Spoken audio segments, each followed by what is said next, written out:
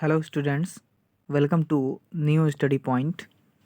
आप देख पा रहे होंगे कि मैंने इस बार बहुत ही इम्पोर्टेंट जो टॉपिक है वो लिया है, क्योंकि आपका क्लास 10th का और क्लास 12th का यूपी बोर्ड का एग्ज़ामिनेशन आने वाला है। तो इसलिए मुझे ध्यान है कि आपको जो 5 नंबर जीवन परिचय से आता है उसको आपको दे ही दिया जाए, ठीक है।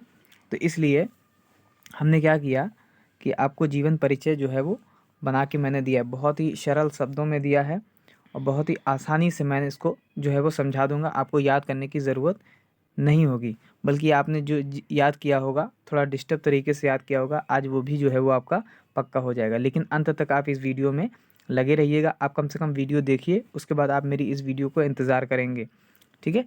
तो आप क्या करेंगे कि पहले आप हमारे इस जीवन परिचय को सुनिए। मैंने 3 बहुत इंपॉर्टेंट जीवन परिचय को लिया है, जिसमें से पहला जो है वो आपके सामने जो है वो लिखा हुआ है, आप देख पा रहे हैं। क्या लिखा हुआ है? जीवन परिचय जयशंकर प्रसाद, ठीक है। यानी जयशंकर प्रसाद का मैंने जीवन परिचय जो है वो आपके सामने लिख रखा है, ठीक है। और इसे हमें जो है वो देखना भी है, ठीक। तो आप इसको देखिएगा, जीवन परिचय पूरा बहुत ही ध्यान से सुनिएगा, ताकि इनके बारे में आप जो है वो सीख सकें, ठीक है। क्लियर है? चलिए, ठीक है। तो अब यहाँ पे देखते हैं हम जीवन परिचय जो है वो जयशंकर प्रसाद का हमें देखना है, ठीक है। तो आप ज़रा देखिए, मैं इनको बताता हूँ, बहुत ही इम्पॉर्टेंट है और इसको जीवन परिचय जो है वो आपको सीखना जो है वो पड़ेगा। आप देखिए, जीवन परिचय मैंने दे दिया है, ठीक है। तो आप इसको देखते रहिएगा। क्लियर है?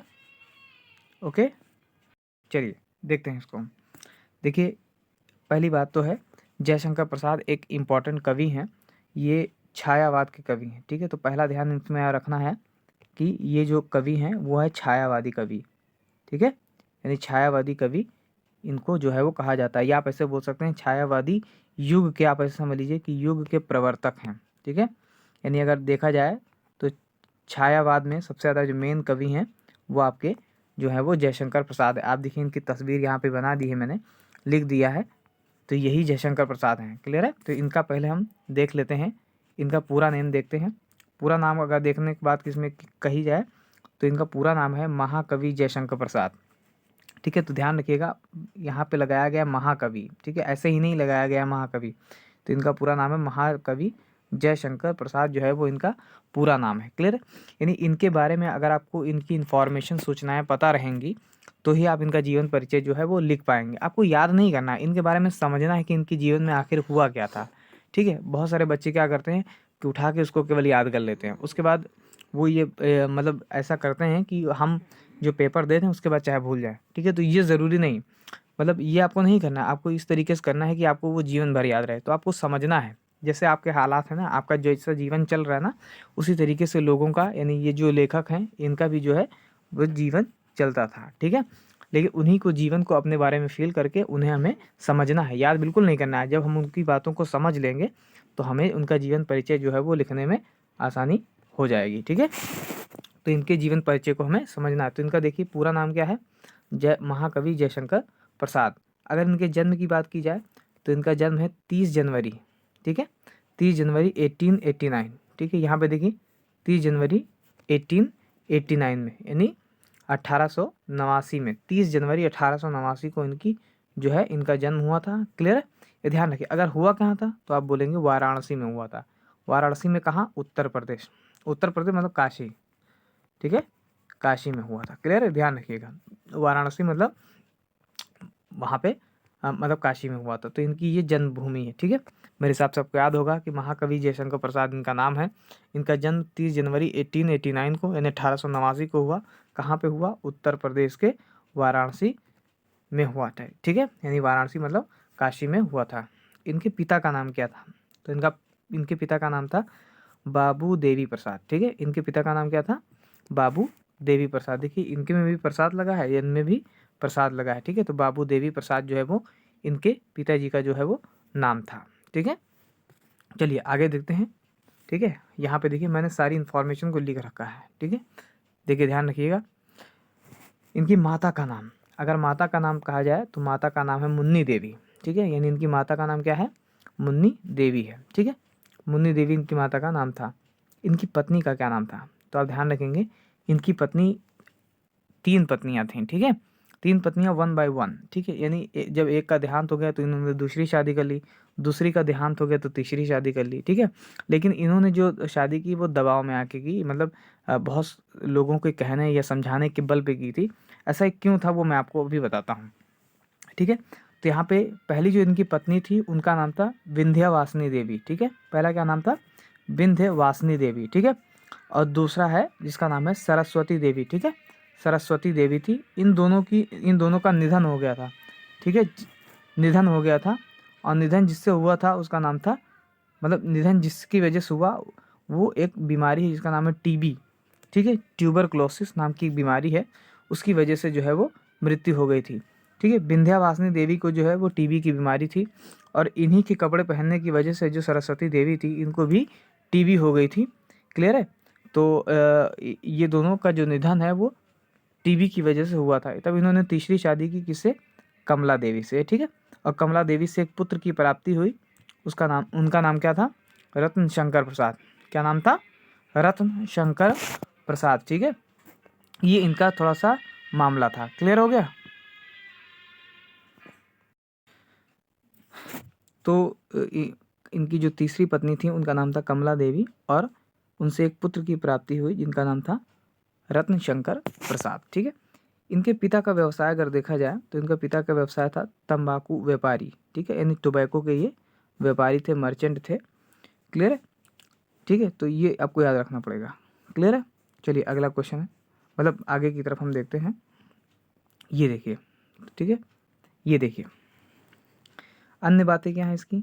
तो अन्य बातें हैं कि 12 वर्ष की अवस्था में, यानी जब ये 12 साल के थे तो इनके पिता की जो है वो मृत्यु हो गई, ठीक है। यानी इनके पिताजी की जो है मृत्यु हो गई, तो इनका जो जीवन था वो कष्टों में बीता, ठीक है। बाद में इनके भाई की भी मृत्यु हो गई, ठीक है। तो भाई की जब मृत्यु हो गई तो ये पूरा घर का जितना कार्यभार था वो सब इन्हीं के सर पर जो है वो आ गया, ठीक है। तो इसलिए जो है ये ज़्यादा अच्छे से जो है वो किसी विद्यालय के अंदर जो है वो इन शिक्षा जो है वो ग्रहण नहीं कर पाए। ये इसीलिए इनको कहा गया कि इनका जीवन जो है वो कष्टों में बीता। लेकिन इन्होंने काफ़ी जो मेहनत पे घर पे ही इन्होंने काफ़ी पढ़ाई की, और काफ़ी इन्होंने जो है वो शिक्षा जो है हासिल की। अब देखिए शिक्षा में कौन सी चीज़ें हासिल की, ये देखिए ज़रा। तो देखिए इसमें पहली इन्होंने जो भाषा सीखी उसका नाम था हिंदी, ठीक है। पहले हिंदी भाषा सीखी, संस्कृत भाषा सीखी, फारसी भाषा सीखी, और उर्दू भाषा जो है वो इन्होंने सीखी, ठीक है। इनकी मृत्यु 15 नवंबर सन 1937 को जो है हो गई। यानी इनकी मृत्यु मतलब इनका निधन जो है वो 15 नवंबर सन 1937 को जो है वो हो गया, ठीक है, यानी हो गई। तो ये आपको ध्यान रखना होगा। तो ये इनकी सामान्य बातें हैं, ये आपको याद रखनी पड़ेंगी, ठीक है। चलिए आगे की तरफ देखते हैं। आप चलिए इनके जीवन के बारे में जो इन्होंने पुस्तकें लिखी ज़रा उनको देखते हैं कायदे से। तो इनकी जो मुख्य रचनाएं हैं वो है चित्राधार, ठीक है। यानी चित्राधार इनकी मुख्य रचनाएं हैं। आंसू, कामायनी, ये कल मैंने आपको पढ़ाया था, यानी ऑप्शनल में पढ़ाया था, ठीक है। लहर और झरना, ठीक है। एक घूंट, विशाख, अजातशत्रु, आकाशदीप और आंधी, इतनी सारी पुस्तकों को मतलब जयशंकर प्रसाद ने जो है वो लिखा, ठीक। एक और है इधर ध्रुव स्वामिनी, कंकाल और तितली, ठीक है।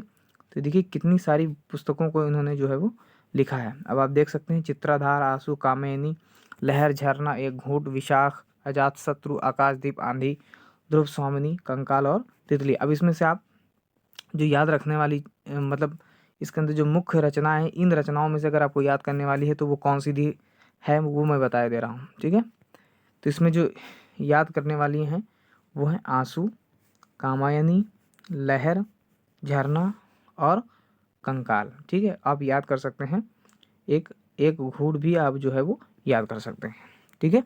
तो ये जो है वो इनकी मुख्य रचनाएं हैं। क्लियर है? अच्छा, जब ये बुक्स लिखते थे या जो रचनाएं जो ये लिखते थे तो इनका विषय क्या होता था, नहीं कौन सी टॉपिक पे जो है ये लिखा करते थे, तो उस विषय को अगर हम देखेंगे तो इनका जो लिखने का जो स्टाइल था वो ये था कि ये कविता लिखते थे, ठीक है, उपन्यास लिखते थे, यानी नॉवेल, नाटक, ड्रामा लिखते थे और निबंध लिखते थे, ठीक है। अच्छा, कौन सी भाषा का प्रयोग करते थे? जब ये सब लिखते तो कोई ना कोई भाषा का तो प्रयोग होगा ना, तो वो हिंदी भाषा का प्रयोग करते थे, ब्रज भाषा का प्रयोग करते थे और खड़ी बोली का प्रयोग करते थे, ठीक है। यानी ब्रज भाषा, खड़ी बोली का जो है वो प्रयोग करते थे। अच्छा ठीक है, तो कौन सा मन में यानी उन जो शैली थी उनकी, शैली मतलब होता है जिस भी भाषा का प्रयोग किया जाता था, तो आखिर उस टॉपिक में या उस निबंध में या उपन्यास में, चाहे वो कविता रही हो, चाहे उपन्यास रहा हो, चाहे नाटक रहा हो, चाहे निबंध रहा हो, तो इसमें कौन सी चीज़ को आधार बना के लिखा जाता था। तो ये कई सारी तरीक़ों से इन्होंने लिखा। एक तो वर्णनात्मक, भावात्मक और आलंकारिक। ठीक है, यानी इन्होंने जो लिखा वो डिस्क्रिप्शन भी था। डिस्क्रिप्शन का मतलब जैसे मान लिया कोई यात्रा पे गया और ये बात यात्रा पे गए और यात्रा पे जो भी चीज़ें इन्होंने देखी उसको वर्णन कर दिया। ठीक है, तो ये वर्णनात्मक हो गया। कुछ चीज़ भावात्मक होती थी, यानी ऐसी कोई कहानी लिख देना जो भावात्मक से, यानी किसी मॉरल ऑफ द स्टोरी या किसी भाव से जो है वो जुड़ा होता था, या अलंकारिक रूप से, यानी उसको सजा वजा के जो है वो लिखते थे। ठीक है, तो इस तरीके से इनकी ये जो है वो शैली हुआ करती थी। ठीक है, अगर इनका साहित्य में स्थान देखा जाए, साहित्य में स्थान यानी हिंदी लिटरेचर में अगर इनके स्थान की बात की जाए, तो जयशंकर प्रसाद हिंदी कवि। ठीक है, यानी जयशंकर प्रसाद जो थे वो एक हिंदी के कवि थे। ठीक है, आगे देखिए यहाँ पे मैंने बहुत ही जो काफ़ी इसको बढ़िया से लिखा है और उसको आपको ध्यान से देखना भी है कि जो मतलब जो जयशंकर प्रसाद थे वो एक नाटककार भी थे, कहानीकार भी थे, उपन्यासकार भी थे और निबंधकार भी थे। ये हिंदी के, यानी हिंदी के जो छायावादी युग है ना, उसके 4 प्रमुख स्तंभों में से थे। ठीक है, यानी मतलब छायावादी युग में 4 स्तंभ थे। 4 स्तंभ का मतलब होता है 4 लोग जो थे वो मेन थे। जैसे आप एक आपके ये हो गए मतलब जयशंकर प्रसाद हो गए, दूसरे रामचंद्र शुक्ल हो गए, तीसरा आपके महादेवी वर्मा हो गए, और ऐसे जो है वो एक आचार्य हजार प्रसाद द्विवेदी हो गए। तो ये सब जो मतलब जो स्तंभ थे, यानी जो मेन राइटर थे छायावादी युग में, उसमें से एक थे ये। कौन? जयशंकर प्रसाद। आगे देखिए, उन्होंने हिंदी काव्य में एक तरह से छायावाद की स्थापना की। देखिए इंपॉर्टेंट है, छायावाद की स्थापना की, जिसके द्वारा खड़ी बोली के काव्य में न केवल कमनीय माधुर्य की रसधारा उत्पन्न हुई, बल्कि जीवन के सूक्ष्म, यानी केवल ऐसा ही नहीं था, खड़ी बोली जो इन्होंने प्रयोग की उससे केवल यही नहीं पता चला, मतलब ऐसे केवल उसमें माधुर्य ही नहीं था, बल्कि जीवन के जो आयाम थे ना, जीवन में जो भी चीज़ें घटनाएं घटित हो सकती हैं उनके बारे में भी इन्होंने एक्सप्लेन किया। देखिए लिखा है जीवन के सूक्ष्म, यानी जीवन के सूक्ष्म का मतलब होता है कि किसी व्यक्ति के जीवन के अंदर जो छोटी छोटी घटनाएं होती हैं ना, उसको व्यापक तरीके से उनका चित्रण किया है। ठीक है, व्यापक तरीके से, बहुत अच्छी तरीके से उसको, उनके डायमेंशंस को, यानी उनके आयामों को जो है वो चित्रण जो है वो किया है। ठीक, और किया है।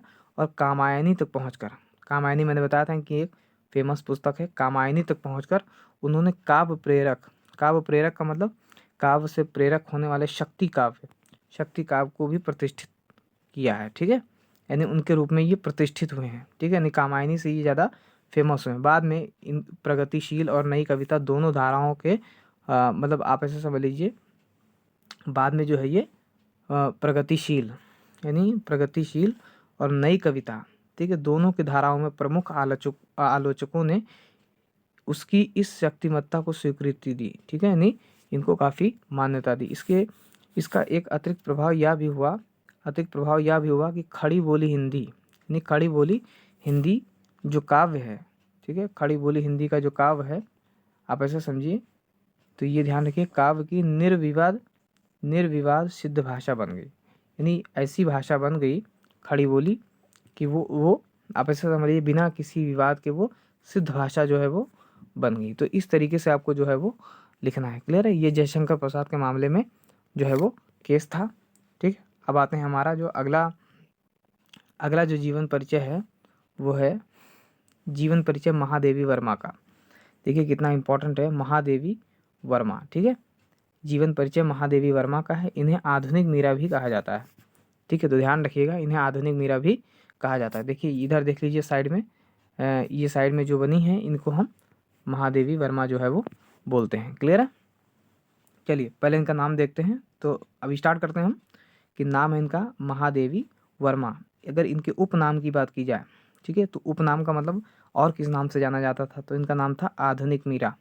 मैंने ऊपर लिख दिया है कि आधुनिक मीरा के नाम से जाना जाता था। इनका जन्म की अगर बात की जाए तो 24 मार्च 1907, ठीक है, कहाँ पे? उत्तर प्रदेश के कहाँ में? फर्रुखाबाद ज़िले में, ठीक है। तो ध्यान रखिएगा, फर्रुखाबाद ज़िले के अंदर जो महादेवी वर्मा है उनका जो है वो जन्म हुआ था। चलिए ठीक है, आगे की तरफ चलते हैं। तो ध्यान रखिएगा, नाम है महादेवी वर्मा, उपनाम है आधुनिक मीरा। यही क्वेश्चन पूछा जा सकता है कि आधुनिक मीरा किसे कहा जाता है, तो महादेवी वर्मा को, ठीक है। इनका जन्म 24 मार्च 1907 उत्तर प्रदेश के फर्रुखाबाद ज़िले के अंदर जो है वो हुआ था, ठीक है। देख लीजिए इनको कायदे से आप, ये देखिए, ठीक है। चलिए आगे देखते हैं, इनके बारे में और देखते हैं। ये देखिए, इनके पिता का क्या नाम था, तो इनके पिता का नाम था गोविंद सहाय वर्मा, ठीक है। यानी पिता का नाम क्या है, गोविंद सहाय वर्मा। माता का नाम अगर देखा जाए तो श्रीमती हेम रानी, श्रीमती हेम रानी। मैं 2-3 बार बोल देता हूँ ताकि आपको याद हो जाए, ठीक है। उच्च शिक्षा कहाँ पे प्राप्त की इन्होंने, प्रयागराज। मैंने अभी देखिए जब जयशंकर प्रसाद के बारे में बताया तो वहाँ पे उनकी कोई उच्च शिक्षा के बारे में नहीं बताया मैंने, इसलिए क्योंकि उनका जो जो प्रारंभिक शिक्षा हुई वो वहीं पे हुई, और ये ज़्यादा पढ़ नहीं पाए क्योंकि इनके पिताजी की मृत्यु हो गई, इनके भाई की मृत्यु हो गई थी, इसलिए वो ज़्यादा उच्च शिक्षा जो है वो ग्रहण, लेकिन घर पे उन्होंने काफ़ी जो है पढ़ाई की। लेकिन यहाँ पे जो महादेवी वर्मा है, इनकी उच्च शिक्षा कहाँ पे हुई, प्रयागराज में हुई थी, ठीक है। और इनके पति का नाम क्या था, इनके पति का नाम था डॉक्टर स्वरूप नारायण वर्मा, ठीक है, डॉक्टर स्वरूप नारायण वर्मा। अच्छा, इनकी शुरू में शिक्षा देखिए, ऊपर जो लिखा है ये उच्च शिक्षा है, लेकिन शुरू में जो शिक्षा है ये पहले होना चाहिए। शुरू में शिक्षा है जो है वो मध्य प्रदेश के इंदौर ज़िले में हुई, ठीक है। यानी मध्य प्रदेश के इंदौर ज़िले के अंदर जो है वो इनकी शिक्षा जो है वो हुई थी, ठीक है। चलिए आगे की तरफ देखें, और आगे की तरफ इनकी उपलब्धियों के बारे में बात करते हैं। तो उपलब्धियाँ, इनकी अचीवमेंट क्या थी, क्या क्या इन्होंने किया। तो सबसे पहला ये कवियत्री थी, भाई कवियत्री थी तभी तो हम इनको पढ़ रहे हैं। कवियत्री थी, लेखिका थी, और महिला विद्यापीठ की ये प्राचार्य रही, यानी प्रिंसिपल थी, ठीक है।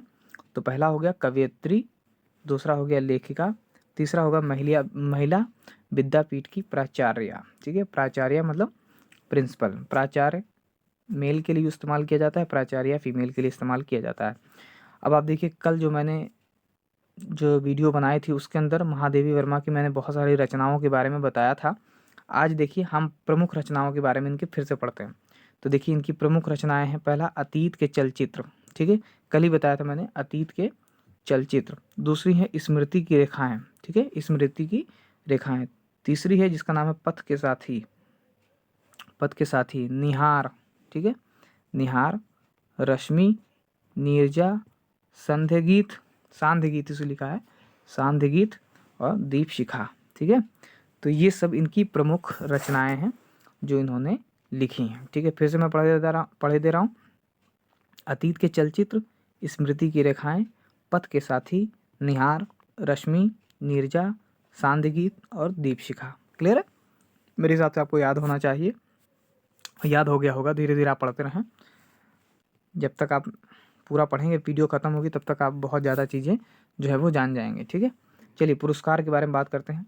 इनको पुरस्कार भी मिला था, इन्होंने जो भी चीज़ें लिखी बहुत अच्छी तरीके से लिखा, इसलिए इनको पुरस्कार जो है वो मिला। तो कौन कौन सा मिला, तो आप बताएंगे पद्म भूषण पुरस्कार, ठीक है, पद्म भूषण पुरस्कार। दूसरा है केसरिया पुरस्कार, ठीक है, केसरिया पुरस्कार मिला। मंगला पुरस्कार मिला, मंगला पुरस्कार मिला। भारतीय ज्ञानपीठ पुरस्कार मिला। देखिए आप कितने पुरस्कार हो गए, एक तो पद्म भूषण, एक केसरिया, 2 मंगला पुरस्कार, 2 और भारतीय ज्ञानपीठ पुरस्कार जो है वो 4 इनको जो है वो लंबे लंबे या बड़े बड़े जो है पुरस्कार मिले। इनका जो निधन है वो 11 सितंबर 1987 को हुआ, ठीक है, यानी इनका जो निधन है वो 11 सितंबर 1987 को हुआ, ठीक है। क्लियर है, चलिए आगे की तरफ देखते हैं। साहित्य में योगदान की अगर हम बात करें तो साहित्य में योगदान देखते हैं, ठीक है, क्या है साहित्य में इनका योगदान। साहित्य में योगदान की अगर हम बात करें तो देखिए पूरी लाइन को अच्छे से पढ़िए।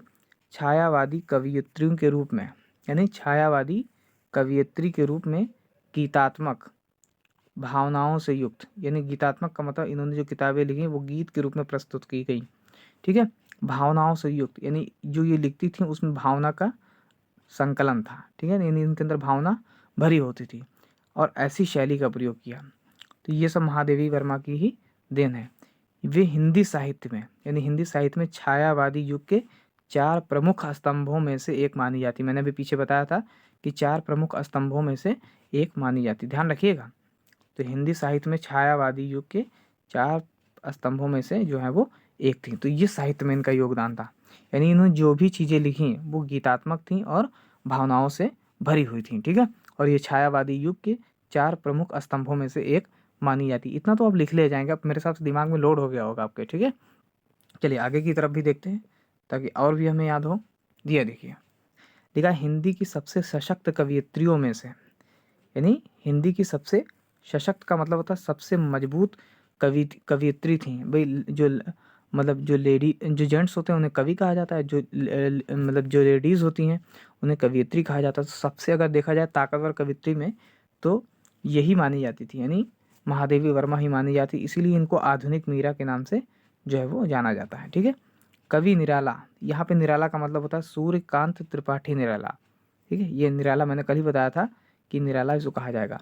तो कवि निराला ने उन्हें हिंदी के विशाल मंदिर की सरस्वती भी कहा है। अब देख लो, ये क्वेश्चन है, ठीक है। हिंदी के विशाल मंदिर की सरस्वती जो है वो कहा है। अब यहाँ पे 2 क्वेश्चन है कि बताइए हिंदी के विशाल मंदिर की सरस्वती किसको कहा जाता है, ठीक है। और दूसरा ये कि ये बात किसने कही है, तो आप ध्यान रखिएगा ये बात निराला ने कही है। और किसको कही है, तो आप ये भी ध्यान रखिएगा किसको कहा है, महादेवी वर्मा को, ठीक है। तो ये ध्यान रखिएगा महादेवी वर्मा को कहा है। चलिए आगे भी लिखा है कि महादेवी वर्मा ने, यानी महादेवी वर्मा ने स्वतंत्रता के पहले यानी आज़ादी के पहले भारत को देखा था और आज़ादी के बाद भी देखा था, यानी वो मौजूद थी आज़ादी के पहले भी और आज़ादी के बाद भी। तो वो उन्होंने जो भी चीज़ें देखी अपने सामने सब मतलब भारत की स्थिति को देखा, तो उसी के हिसाब से उन्होंने जो है वो मतलब अपने लेख के अंदर उन्होंने प्रस्तुत किया, ठीक है। यानी भारत की जितनी भी सामाजिक आर्थिक नैतिक और जितनी भी कल्चरल सांस्कृतिक विरासत थी, जितनी भी चीज़ें थीं उनको अपने लेख के अंदर या अपने साहित्य के अंदर संजोने की कोशिश की थी, ठीक है। चलिए आगे भी देखते हैं थोड़ा सा। ये देखिए क्या बताया था मैंने कि इन्होंने भारत को देखा पहले भी और उसके बाद का भी देखा, यानी भारत आज़ाद होने के बाद भी देखा।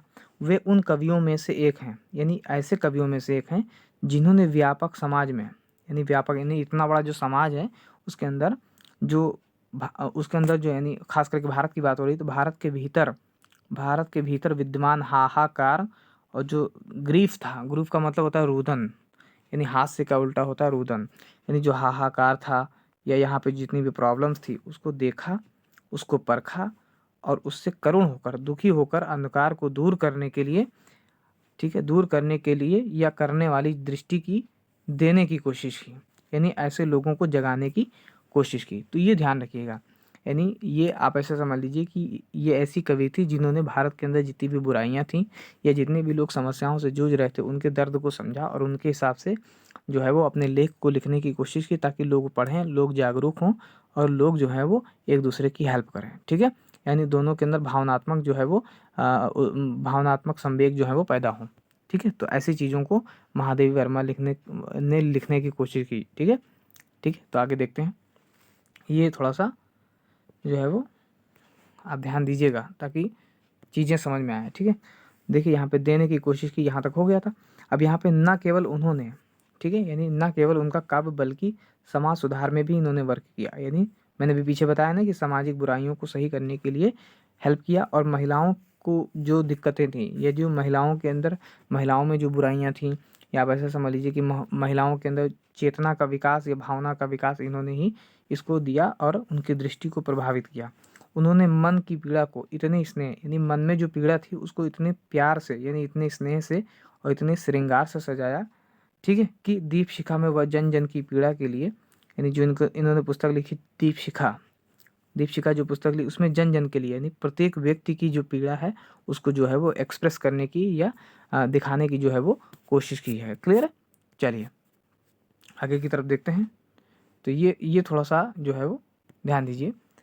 यहाँ पे लिखा है पीड़ा के रूप में स्थापित हुई और उन्होंने केवल पाठकों को ही नहीं, यानी केवल पढ़ने वाले लोगों को ही नहीं बल्कि समीक्षकों को भी गहराई तक प्रभावित किया। समीक्षकों का मतलब होता है कि जो इनकी पोयम को पढ़ते थे और उन पोयम को या उन नाटक को या उन कहानी को जो समीक्षा करने की कोशिश करते थे, गहराई से पढ़ने की कोशिश करते थे, तो वो भी प्रभावित हो जाते थे। देखिए एक दो लोग होते हैं, एक पाठक होता है, तो पाठक का मतलब केवल पढ़ने वाला, और समीक्षा का मतलब होता है जो पढ़ता भी हो और एक एक लाइन पे उसकी निगाह भी हो, ठीक है। तो उनको भी इन्होंने प्रभावित कर दिया, यानी इस तरीके से इन्होंने लिखा था, इतने स्नेह और इतने श्रृंगार के साथ जो है वो लिखा था। क्लियर है? तो ये जो था वो महादेवी वर्मा से संबंधित बातें जो थी वो आपको बताने की कोशिश की गई है, ठीक है। अब लाइक और सब्सक्राइब, कमेंट, शेयर ये सब आप खुद कर दीजिए, ठीक है। ये देखिए, ठीक है। चलिए हमारा जो लास्ट है उनके बारे में पढ़ते हैं, क्योंकि ये भी इम्पोर्टेंट है भाई, आपको पढ़ के जाना है और आपको जो है वो बाजी मार ले जानी है, ठीक है। तो चलिए देखिए, पहले तो ये जो साइड में बने हुए हैं इनका नाम ही है आचार्य रामचंद्र शुक्ल, ठीक है। इन फोटो देख लीजिए, काफ़ी स्मार्ट लग रहे हैं, ठीक है। चलिए देखिए यहाँ पे जीवन परिचय रामचंद्र शुक्ल के बारे में। पहला तो इनका पूरा नाम सीखते हैं। इनका पूरा नाम है आचार्य रामचंद्र शुक्ल, ठीक है। इनका जन्म जो है वो 4 अक्टूबर 1884 को हुआ, यानी 1884 को हुआ, ठीक है। यानी 4 अक्टूबर 1884 को इनका जन्म हुआ। जन्मभूमि भैया कहाँ है, तो आप बताएंगे उत्तर प्रदेश। नहीं, उत्तर प्रदेश ने बहुत सारे लेखकों को जन्म दिया, आप ऐसे समझ लीजिए। तो उत्तर प्रदेश में कहाँ, बस्ती में, और बस्ती में कहाँ, अगोना में, ठीक है। ये ध्यान रखिएगा, ठीक है। बस्ती में कहाँ पे, अगोना में। क्लियर? पिता का नाम अगर देखा जाए तो पिता का नाम है चंद्रबली शुक्ल, ठीक है, चंद्रबली शुक्ल। तो ध्यान रखिएगा कि यहाँ पे रामचंद्र लिखा है ना, तो ये चंद्र है, तो इस इनके पिता के अंदर भी चंद्र नाम याद है, ठीक है। तो चंद्रबली शुक्ल इनके पिताजी का नाम था, ठीक है। ध्यान रखिएगा, इसको आप कायदे से पढ़िए, ठीक है, बहुत ध्यान से पढ़िएगा। इसीलिए मैंने बड़ा बड़ा लिखा था कि आपके माइंड में बिल्कुल सेट हो जाए। चलिए आगे की तरफ देखते हैं, बहुत ध्यान से देखिएगा।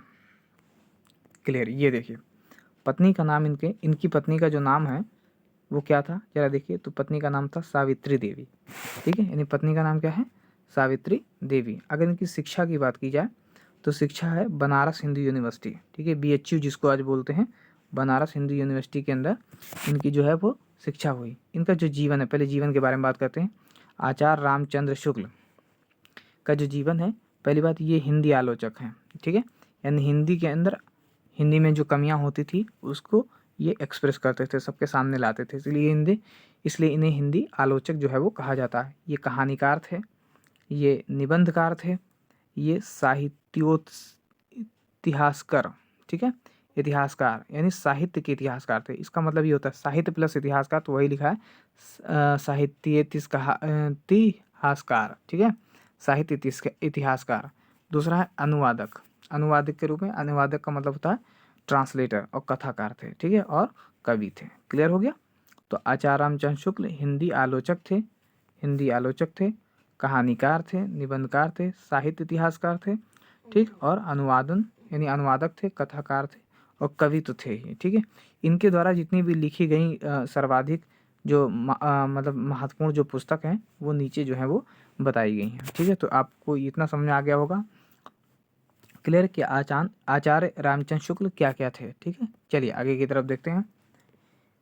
ये देखिए, ठीक है, तो ये सारी चीज़ें जो है वो आपको बताने की कोशिश की गई, ठीक है। तो यहाँ पे देखिए, हिंदी साहित्य का अगर इतिहास देखा जाए, ठीक है, हिंदी साहित्य का इतिहास में अगर देखा जाए तो यहाँ पे देखिए जो पुस्तक है इनका नाम है हिंदी साहित्य का इतिहास। जो पुस्तक मैंने अभी ऊपर बताई थी कि कौन सी जो है वो इम्पोर्टेंट है, तो वो है हिंदी साहित्य का इतिहास, जिसके द्वारा आज भी काल निर्धारण, यानी इसका इस्तेमाल काल निर्धारण में, कि मतलब हिंदी का काल कैसा है, इसका पीरियड टाइम कैसा है, और पाठ्यक्रम निर्माण में यानी सिलेबस बनाने में इसकी सहायता ली जाती है, यानी इनके मटेरियल्स की सहायता ली जाती है।